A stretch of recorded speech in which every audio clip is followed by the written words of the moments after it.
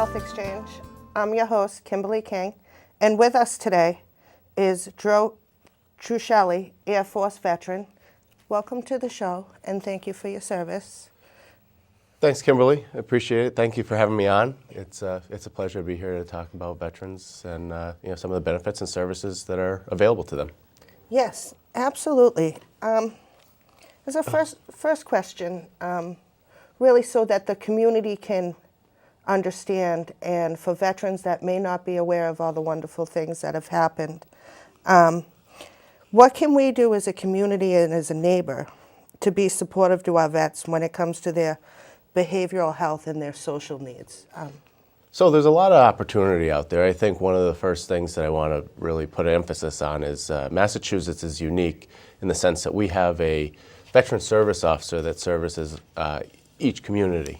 And with that, those individuals are the people who are kind of the first line of defense. They're the people who are in the community, get to know these veterans, and see them every day. So they're the ones that help administer the Chapter 115 program, as well as the veterans bonuses, and then help these individuals who are, whether they're veterans from prior conflicts or they're just coming home and reestablishing themselves in the community. These VSOs in each community are able to help connect them to the services that they've earned. And how would they find their veteran service offices? So most of the veteran service officers are located usually in their town hall. It's an office within the town administration, and they'll have posted office hours. They can also reach out to the Department of Veteran Services or go on to massvetsadvisor.org, where they can actually look up by zip code who their veteran service officer is. And then there's also a number of services that are offered through the state as well, from the SAVE team that works with our at-risk population, our Women's Veterans Network that's focused on highlighting women's veterans and the benefits that are available, and working with them to identify benefits that may need to be brought up to the legislature. And then there's also we have a jail diversion program here in the state where we have individuals that work with incarcerated veterans to help make that transition back into the community and connect with their VSOs, as well as the different services, whether it be substance abuse or substance abuse treatment, mental health treatment, or housing options. That's wonderful and good to know. We have a lot of veterans, unfortunately, that commit suicide. As a community outside of the family, how would we recognize warning signs to be able to say something if we see something? So I think one of the big things, and you just hit the nail on the head and gave part of the answer, is your friends and your neighbors. And if you see that they're exhibiting behaviors that aren't normal to them, and they're starting to act, whether it be a little bit erratic or just not themselves, you need to know to be able to say, hey, and confront them and ask them, are you all right? That's part of that see something, say something concept, and it's not as simple as just calling and getting them services. It's connecting with that individual and making sure that they know that there's help out there and that they can reach out, whether it be through the VA's hotline or connecting to the SAVE team, which is the statewide advocacy for veterans empowerment, through the Department of Veteran Services, where they can then take these individuals and work with them to connect to mental health resources, connect to different providers, and then address each individual as their needs as their needs come out. How difficult is it for our veterans to re-enter the work field? So there's a number of barriers to re-entering the workforce. Here in Massachusetts, we've done a great job of working with our veterans and helping them address some of those challenges. And I commend the workforce for making commitments to hiring veterans. One of the things that we see is that veterans were coming home and needed to be able to get specific training. And you know, which is fine, but we work as a state, and one of the things that I believe was passed through the BRAVE Act was the ability to help make that transition. One other component to that, though, and one thing I'd like to tout is that Governor Baker had made a commitment back in a previous budget to establishing a veterans tax credit for companies that were under 100 employees to be able to attract and retain veterans talent. And they were able to take care of veterans who were previously unemployed and help these businesses qualify for the work opportunity tax credit. But also, there was a $2,000 tax credit that the state was offering as well. And this is an opportunity to help these companies, bring in new veterans, bring in new faces, help offset the need for training and reduce the cost of doing business. And this is something that's I think is very important to be able to bring those veterans into the workforce. Another component that we need to look at, and I think this is somewhere where we'll always have a little bit of work to do, is that we also have a whole population of guardsmen who are still serving and continue to serve 1 week in a month and 2 weeks a year. And we understand that the mission has changed quite a bit, and that it's not the traditional, go away for 2 weeks in the middle of the summer and 1 week in a month. That there's different mission requirements, and this is something that as we talk to companies and help them understand that this population is out there and we need to help get them into employment situations. I think that's something we can focus on going into the future. That's good. And what has Mass and the VA done for our veterans housing? So one of the big things that the state has done has been offering head-of-the-line privileges. As part of the Homes Act, they made a provision in the Mass General Laws that allowed veterans who were applying for housing in state-aided projects to be able to go to have head-of-the-line privileges, and this was expanded out to the point where they were able to go to any community. So it allowed these veterans who may have been in a situation where there wasn't a lot of housing to be able to reach out to a community that may have more housing available and also be able to get on those lists for the state-aided affordable housing. That's great. And with healthcare, and it's been in the national news for quite some time, and I think most of the general public would agree that our veterans do not get the quality care that they deserve. So how can we address health care for our veterans? What has been completed? What needs to be done?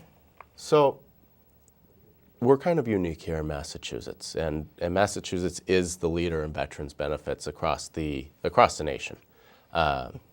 One thing that I like to look at when we open up the dialogue of the VA and we look at where the issues are, and they're typically not here in Massachusetts. Massachusetts has a number of VA facilities across the state and has all sorts of specialized care that goes through there.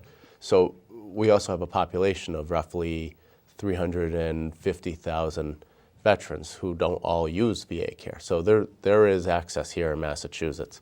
I think part of the issue that you see is around the country, you see that a lot of these facilities geographically don't happen to be in the right proximity to so they can only have a certain number of facilities before it becomes a large expense to the federal government, and there's only so many brick and mortars you can put up. So they run into this issue where it becomes about proximity.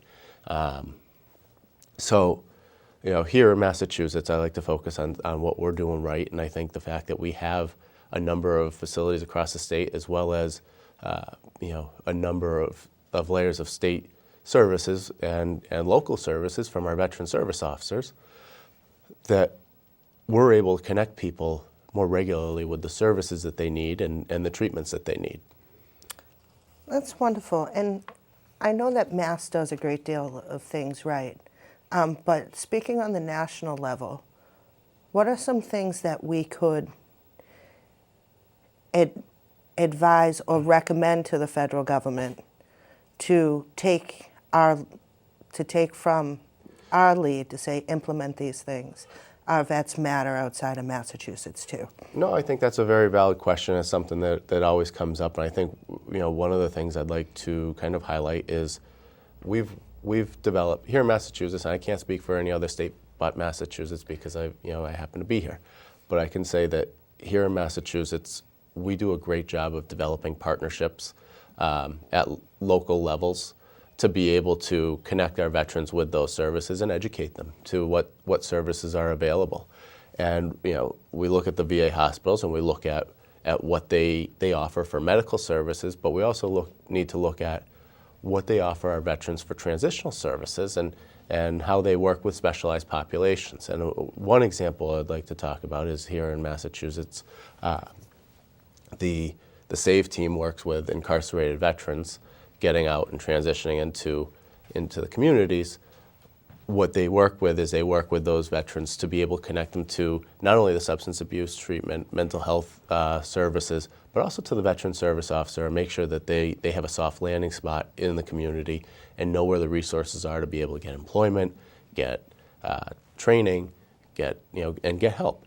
On the flip side, having that partnership between state and local authorities and agencies and that federal agency, we've been able to work with the VA to be able to identify veterans that qualified for VA services and be able to expand that reach. And I think here in Massachusetts, one thing we do very well is we develop good relationships and build winning teams. And I think we're going in the right direction with veteran services. I think that's wonderful. And hopefully the other states will take our lead on it and on the federal level. We're about halfway through with the show, but going back as a community, what can we do for our veterans and for those serving to make life, a little better, so everyone knows, thank you for your service, you're appreciated, you're loved, from us. So a big part of it is veterans, tend to be, we have different levels or different layers of veterans right now because we have veterans from conflicts going, still alive from World War II right up through Afghanistan and now. And today, people that are coming home from active duty and transitioning to the community. And it's understanding the service and sacrifice that they've made on behalf of our nation and our communities, but it's also recognizing that these services are out there and help spread that message that, hey, listen, if you see someone that's in need, that needs some help, it's being able to get them connected locally, being able to help them recognize that there's state benefits that are available. If it's a matter of housing, making sure that they're aware that when they go into the housing authorities and making sure that those agencies are aware that those services are available and that these provisions have been made. We talk about different aspects of mental health issues from post-traumatic stress and traumatic brain injuries and realize that we have a number of nonprofits out there that do a great job of outreach, but they can't be the only ones that are looking for veterans to say, hey, are you okay? And being able to give them the services. One that I like to look at is Home Base. They've offered a number of different programs recognizing that veterans were coming back into the workforce and that they've, some of these veterans may have had some issues with, whether it be traumatic stress, post-traumatic stress, where they needed to be able to find an outlet and get some treatment. But they're also up against the wall where they're saying, okay, well, if I leave, whether I leave as, whether I'm working for the police, fire, a private business, you name it, that they're not put on the hot spot and given a stigma because of their service. Like it's important that we recognize that, listen, these are members of our community. more so that, and as a veteran myself, I think one of the most important things that I like to look at as a veteran is that I'm a regular guy. I'm a member of the community, and I don't necessarily expect special treatment. I recognize that there's specialized treatments out there that I have access to, like I had mentioned with some of the services that are available. But just like anyone else, I have a family, I have a home, and I'm working to continue to do great things in my career and move forward. So this is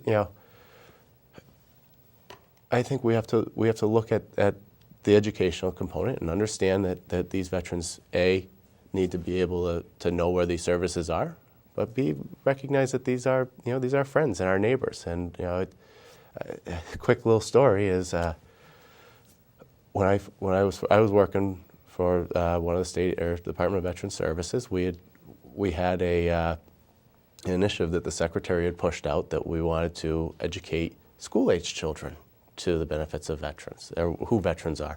And there was a book that we used to read to these kids that basically helped kids understand that anyone could be a veteran. It could be the mailman, it could be the police officer, and it's a lesson that I've taught my kids, and they recognize and they've gotten to know these veterans in the community.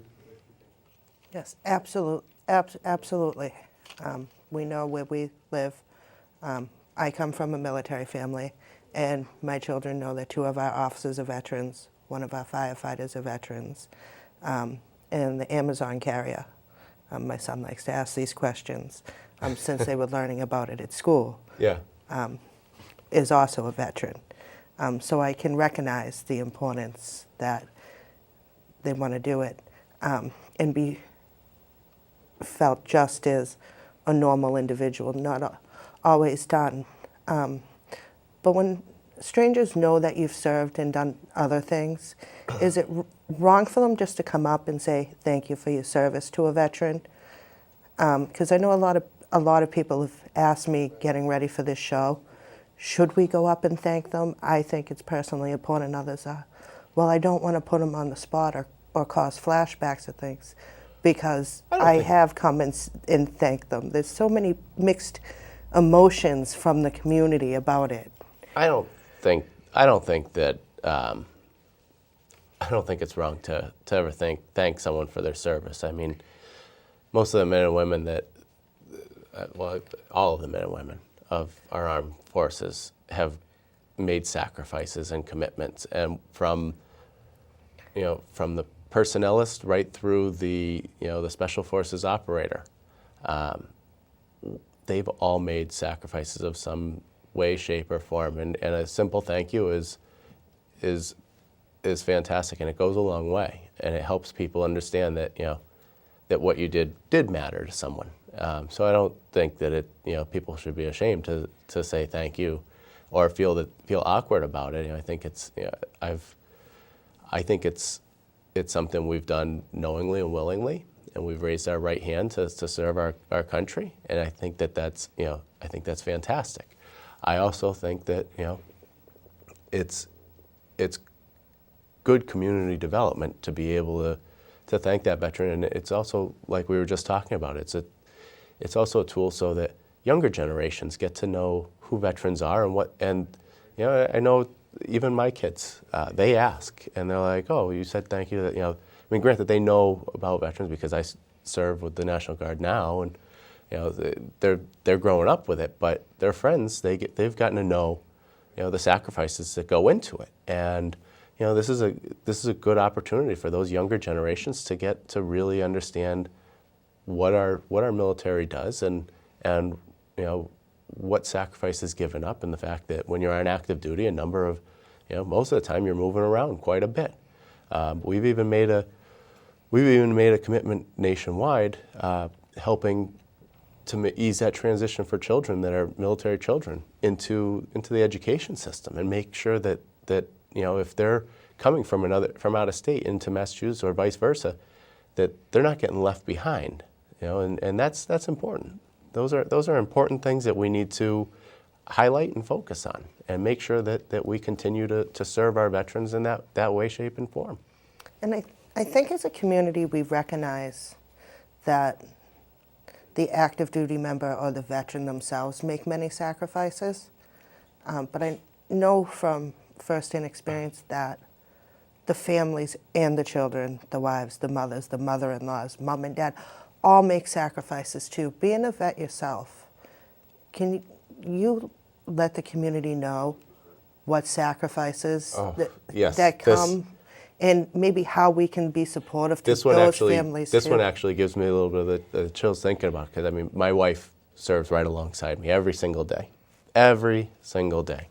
My kids serve every single day. And there's times where I've come home, to me, it's so ingrained in my head on what my mission is, and that, I'm going on this deployment, or I'm going here, or I'm going to this school. Most recently, I went down to officer training school and got commissioned after 17 years of being enlisted, and took 10 weeks in the middle of the winter and had to pack up and leave and go back to a basic training environment. And my wife served every single day of that, and so did my kids. And it's important. I noticed it when I talked to them on the phone, or when I talked to them over the iPad, and I would see their faces, and especially my little one, when you'd be like, "I miss you," that was really like the big thing. They most certainly serve, and in fact, that was brought up even recently. Someone had asked me about that, and I was like, "How could you say that they don't? How could you say that the wives and children don't serve, and family, extended family, parents serve alongside too?" That it's absolutely 100% true. And as a community, how can we help the wives and the children and the extended family while they're serving alongside of our veterans? So this is a really good question, because on the active duty side, right, most of the wives and children and family members tend to be located around a military installation. So they typically have networks of friends and family, and yes, they're serving, and it's very stressful. One thing that I think it's important for people to realize is that here in Massachusetts, we have a number of National Guard installations, and we have 2 Air National Guard units, as well as a headquarters, joint headquarters, and a number of Army units throughout the state. We don't necessarily all live near each other. Right, so I serve up at Hanscom Air Force Base, up at Joint Force Headquarters. I live down in Plymouth. There's not too many people from Plymouth that are traveling up to Hanscom. Most of the people that are in that area are typically going to Otis. So our network is a little bit different than the networks of that you would see. So it's important for people to realize that when you have someone that, especially in the National Guard, where they don't necessarily have that big network of military wives or family members or husbands and children, that people can understand where they're coming from and some of the challenges that they face. And this is a good opportunity to build within the community and build goodwill. If you know that your neighbor is deployed in the middle of February, being able to go and lend that hand, whether it be just shoveling out the driveway and helping him that way, or maybe that one time that you can go and you realize it's trash day and you take the trash out for that neighbor, it's a huge help, because everything that they were going through together as a family before that individual either deployed or went on active duty to serve somewhere, whether it be a school or whatever, they're now doing it on their own. And and I'm no stranger to this. I've seen how it affects a family, and my wife and I, we talk about it quite a bit. This is something that every time I go somewhere, we talk about it, and it's helping develop that network, and different groups, and knowing that those wives and children can also connect with that veteran service officer in their community as well, and they'll help them connect to. They'll even help them connect to the other organizations like the American Legion and the VFW, and they'll because those organizations are full of veterans who are willing to help and willing to connect them. And I think it's great community building. It's great goodwill to be able to help those families that that are going through that transition, and also recognizing that the families are moving into Massachusetts. They're coming off of active duty, and they're used to a certain way of life. And we need to make sure that when they come into our communities, that they're welcomed, and that they know that where the resources are, and you know, it touches everyone. And it absolutely does. And thank you for sharing your personal story with us. We're out of time. I want to thank everybody for watching. I want to thank you for being on the show with me, Joe. I appreciate it. And I want to end just thanking all of our veterans out there, to know that you're very much appreciated and loved. And if you aren't aware that there's a veteran service area in your town, please reach out to Town Hall so they can connect you with services that may be needed. And as Joe has said, the military wives and the families as well to get connected. Or if you have a neighbor or someone in your community, drop off a mail, offer to do the rubbish, offer to babysit for 10 minutes so that the family member that's home serving next to the active duty member can get a small break. And keep our military and our veterans in our prayers and our nations as well. And thank you so much for watching.